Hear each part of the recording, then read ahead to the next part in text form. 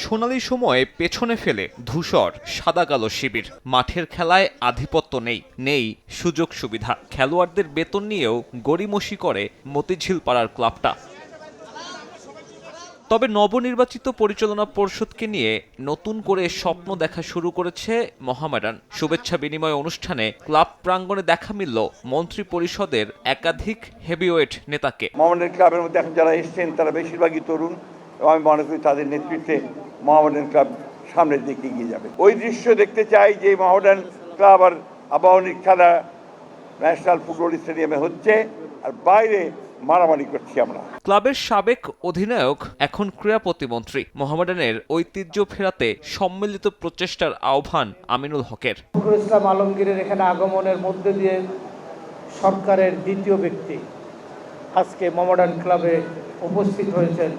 আমরা আশা করব এখান থেকে মোহামেডান ক্লাবের নতুন যাত্রা শুরু হবে। আমরা চাই মোহামেডান এবং আবাহনীর যে দৌরত্ব সেটা মাঠে থাকবে, প্রতিযোগিতা মাঠে থাকবে, কিন্তু অফিসিয়ালদের সাথে তাদের দেখাশোনা, তাদের কথাবার্তা, আড্ডা সব যাতে আগের মতো আমরা যাতে স্বরূপে ফিরে নিয়ে আসতে পারি। চিরপ্রতিদ্বন্দ্বীদের এমন আয়োজনে সামিল হন আবাহনীর অন্যতম পরিচালক অঞ্জন চৌধুরী পিন্টু। বাকিদের মতো তারও প্রত্যাশা সুদিন ফিরুক আবাহনী আর মোহামেডানে। আমিনুল তো মোহামেডানেরও গোলকিপার ছিল, এখন ক্রীড়ামন্ত্রী, আমাদের আবাহনীরও ছিল।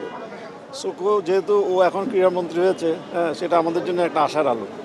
তো আমি একটু আগে কিছু বিষয়ে কথা বললাম, তো আমার মনে হয় যে আমাদের এগুলো সম্ভব হবে, কারণ সে নিজে ক্রীড়াবিদ। এদিন উপস্থিত ছিলেন মোহামেডান স্পোর্টিং ক্লাবের প্রবীণ নবীন সংগঠক ও খেলোয়াড়রা। মোহামেডানের ঐতিহ্য ফেরানোর পাশাপাশি ঘরোয়া ক্রিকেটের অচল অবস্থা কাটিয়ে ওঠার প্রত্যাশাও তাদের। ডিপিএল ক্রিকেটটা আমাদের হার্ট, তো এই জায়গা থেকে আপনার এই ক্রিকেটটা দিয়ে কিন্তু আমাদের প্লেয়ারদের অনেক পরিবার কিন্তু সম্পৃক্ততা আছে এখানে।